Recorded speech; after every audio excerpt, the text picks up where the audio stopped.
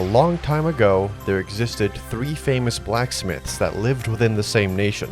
In a tragic twist of fate, the families of these blacksmiths were executed by the nation's king, leading the blacksmiths to seek vengeance. So the 3 of them, as well as one of their apprentices, each forged their own blade.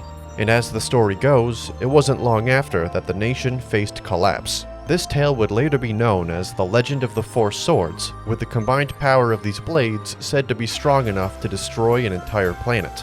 In today's time, one man is in possession of 3 of these 4 swords, but the final blade was so sought after that many fakes were created since, while the true sword has never been found. The names of these blades are Sange, Yasha, Kamui, and Agito, the last of which is still missing to this day. This is the story we're told in the quest Seek My Master, and as it turns out, it's far from the truth and very far from the full story. Through a series of script changes, region-locked media, and not-so-obvious connections, a complex story spanning thousands of years has remained shrouded in darkness, and behind this story is a 5th final blade, an infamous weapon in Phantasy Star Online, and a weapon with a story of its own that may even go back to an entirely different era. Let's begin by going over the quest Seek My Master. In this quest, we join an android named Shino as she looks through the ruins for Miyama, a legendary swordsman and owner of 3 of the 4 swords from the story. While you aren't able to find him at first, you do notice some of the fabled weapons he left behind. The first is his right-hand sword, Kamui. The second, his left-hand sword, Yasha. And finally catching up to him, the monsters of the ruins proved too powerful, and you only see him in his final moments. With Shino refusing to leave her master's side, she gives you his 3rd and final sword, Sange, as proof the job is done. Before finishing the quest, we can talk to the Tekker who retold the legend at the very beginning. This time, he says something a little weird. Perhaps Zoke's mind was occupied by the mystery of the swords. This seems out of place, since there really isn't a reason why Zoke would be thinking about this mystery when he's in the ruins. But the reason this line of dialogue is here is because it's a remnant of the original Japanese script, which has some major differences. In the Japanese version, nearly every piece of dialogue is roughly the same. What changes is the story told by the Tekker, which we'll consider as the true Legend of the 4 Swords and will serve as the foundation for everything going forward. The real story is as follows. There is an ancient legend passed down in a certain planetary system. 3 renowned blacksmiths had their families taken from them by the state. Driven mad with rage, each blacksmith forged blades until their dying breath, imbuing them with their hatred for the state. Decades followed, and one of the blacksmith's disciples, inheriting their will, forged a sword of their own, and merely a few years later, the nation collapsed into rebellion. Legend has it that the existence of these 4 blades was behind the collapse. The unrivaled power of these blades was so strong that they say it led the entire planet into destruction. While the truth behind the legend is uncertain, 3 of these 4 swords were inherited by Zoke. The remaining sword has become so famous that countless forgeries were made, and now it's impossible to tell which is the genuine blade. Quite the intense story compared to what we had overseas, but we're not quite done yet. Talking to the man again after Zoke's death, this is what he says. Zoke as well. Perhaps he too has finally fallen under the spell of that cursed blade, and it will perish alongside him. This too is fate. How ironic. Rather than simply thinking about the mystery of the swords, the Tekker suggests that Zoke's reason for being in the ruins is related to the 4th and final sword, Agito.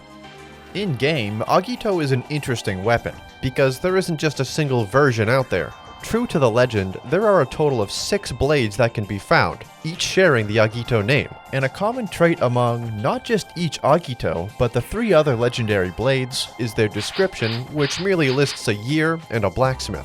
Taking all of the Agitos out of the equation for now, let's build a timeline of when each of these blades were made. The first and oldest sword is Sange, forged by Joun in the year 1963 AUW. The next blade created was Kamui, made by Tengai in the year 1977. And decades later, in the far-off year of 2018, the sword Yasha was created by Kikoku. Keep in mind, PSO takes place in the year 3084, so these weapons were forged over 1,000 years ago. The question now is, how can we tell which Agito is real? Well, we don't know, but there is someone who does. The Tekker who retold the legend for us. Bringing one of the blades to him, he can take a look and determine if it's the genuine article. And as it turns out, the real Agito was created in 1975 by a blacksmith named Dosetsu. So here it is, the timeline when each of the 4 legendary swords were made. Following the legend, with Yasha created several decades after the others, we know that Kikoku was the apprentice blacksmith from the story. Let's now throw in the rest of the Agitos and see how things look. 1977 by Joun, 1980 by Tengai, 1983 by Dosetsu, 1991 by Kikoku, and 2001 also by Kikoku. But yes, the true Agito was created in 1975, and considering the drop rates for this weapon, it's understandable that Tekker would have quite a strong reaction to seeing it. Noting a slight rust on the meteorite steel blade, confirming the year and creator, he can say with confidence that this is the Demon Sword Agito. And indeed it has power to it, with the Tekker feeling pulled toward the sword, but says its true power cannot be wielded in this state. He then asks if you would lend him the blade, promising to return it to its true form. Upon doing so, and waiting a short while, the man will return. Understanding how this weapon got its demonic reputation, the Tekker reveals to you the true name of the blade, Orochi Agito, and you will now be its next owner. Upon handing the blade over, the Tekker has a few interesting final comments. My role is finally over.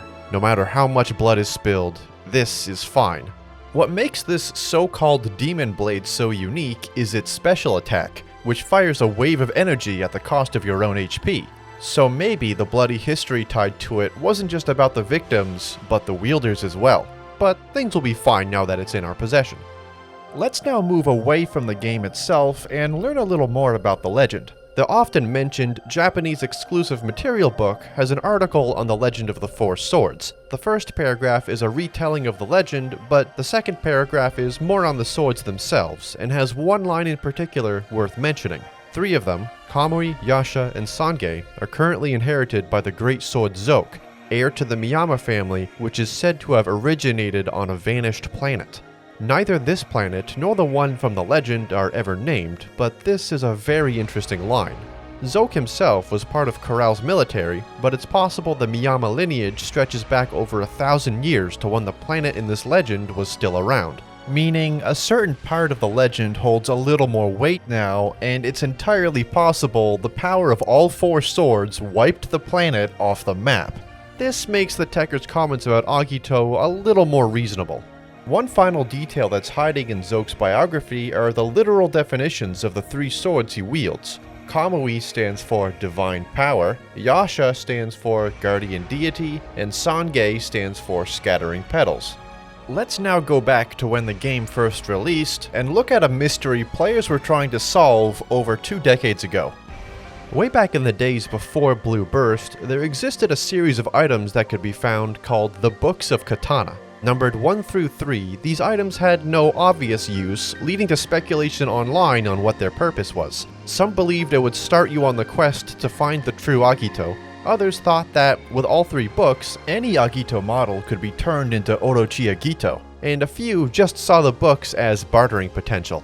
The truth behind these items is, they had no purpose. Books of Katana 1 through 3 were in the game, but had no functional use until Blue Burst. Still, the descriptions on each book are far from useless. Book of Katana 1 lists each of the blacksmiths from the story, referring to them as the 4 heavens, and the last of which, Kikoku, being confirmed as the apprentice. Book of Katana 2 lists the swords created by these blacksmiths, in the same order as Book 1. The final and most curious Book of Katana 3 has each blacksmith's name followed by a year, 1969, 77, 81, and 2020. These aren't the years the swords were made, nor is it when any of the matching blacksmiths made their own versions of Agito. It also wouldn't be the years each blacksmith died, considering more swords were made in their name in the years after. It's possible these years had some significance when the item was first added, and over time things changed and these were just left as is. But I'd like to think there's some connection, any reason why each blacksmith had a certain year tied to them. Putting that aside for now, all 3 books of Katana ended up finding a use in a quest in episode 4. This quest is about exchanging various items to a trader in order to get rare equipment in return. And one weapon that can be acquired this way is the 2 Kamui. On top of needing all 3 books of Katana, understandably, you need 2 Kamui swords as well. Except, when you try to complete the exchange, the trader then says you need to meet with someone to prove you're worthy of wielding it, and upon being teleported, we're greeted with the Miyama family android Shino once again, surrounded by the same static as when we last saw her. Shino claims to be the guardian of this weapon, and the only way she'll allow you to wield 2 Kamui is if you defeat her in a duel. The android then shares that within these twin blades holds an incredible power. Kamui by itself is strong, but wielded like this apparently holds the power to destroy anything. The duel between the 2 of you begins, and it's incredibly long and annoying if you simply wanted to get footage. Eventually, and hopefully, Shino will fall and declare you are worthy of wielding these blades. And after all that work, you can exchange all 3 books of Katana and both Kamui swords to obtain 2 Kamui.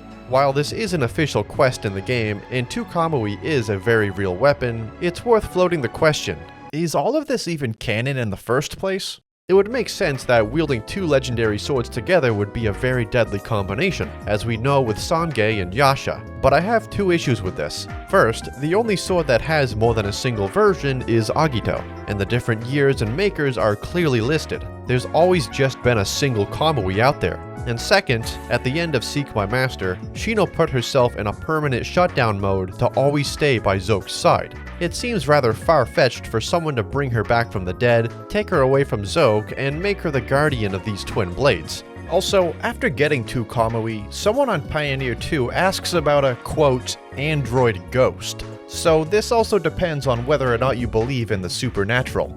Ultimately though, I'll leave it up to preference whether or not you believe this is real.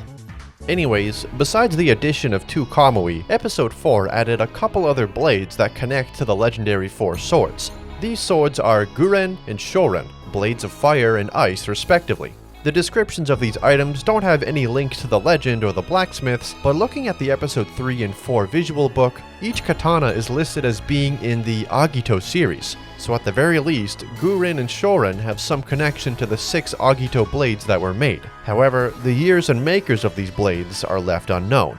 Another unique detail about these blades is, much like Sange and Yasha, they can be combined and wielded together. This combination, named Jizai, has a very interesting description.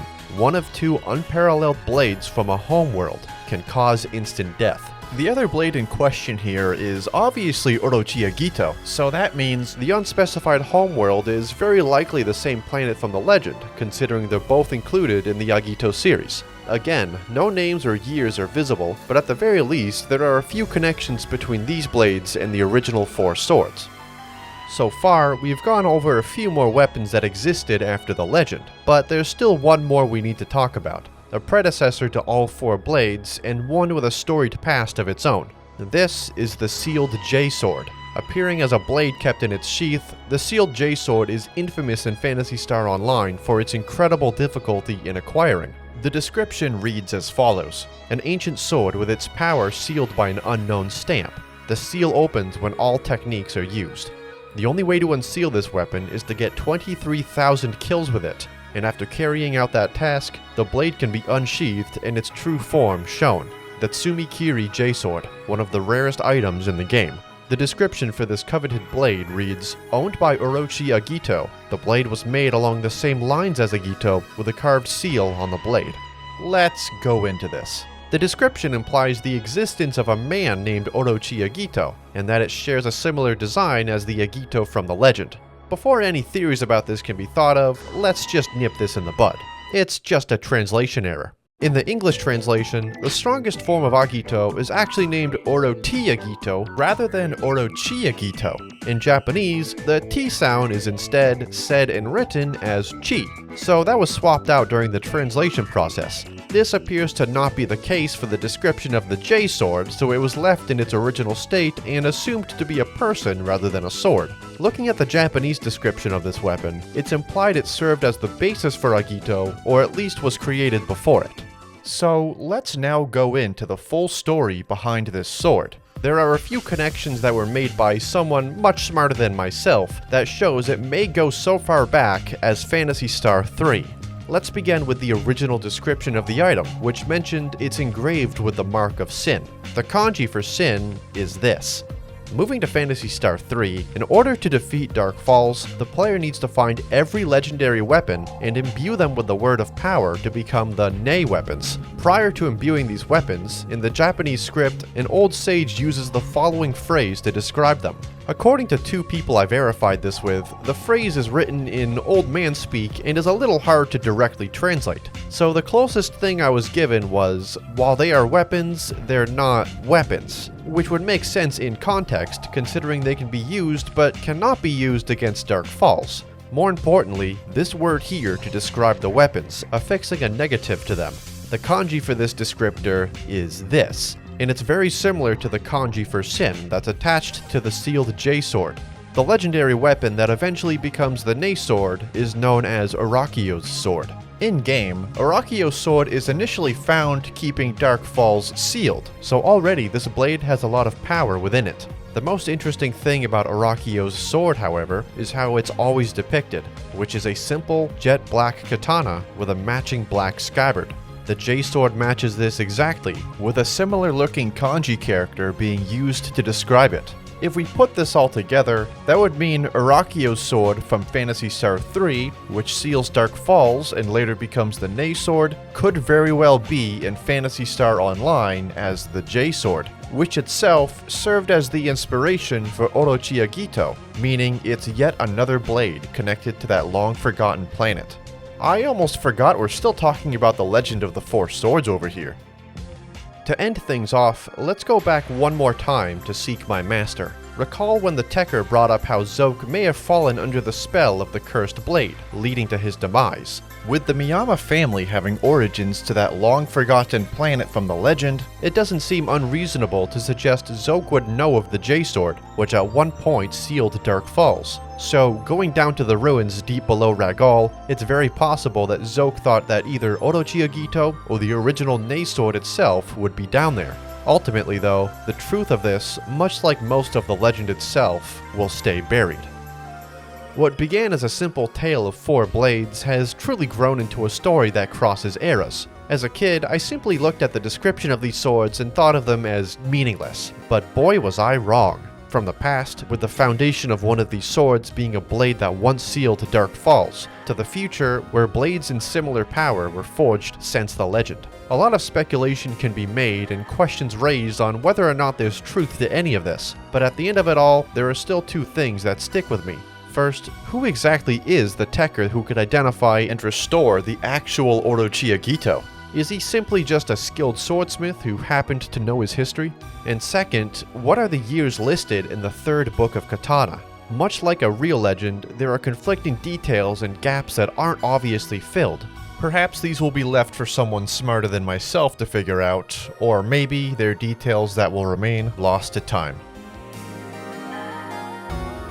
But I've got a theory of my own. Take a look at the description for the weapon Crazy Tune. It reads, AUW 1985 model, made by Kikoku. This guitar was created by the blacksmith apprentice, prior to him forging any blades of his own. Clearly this means Kikoku retired from being a rock star and became a blacksmith, learning to forge all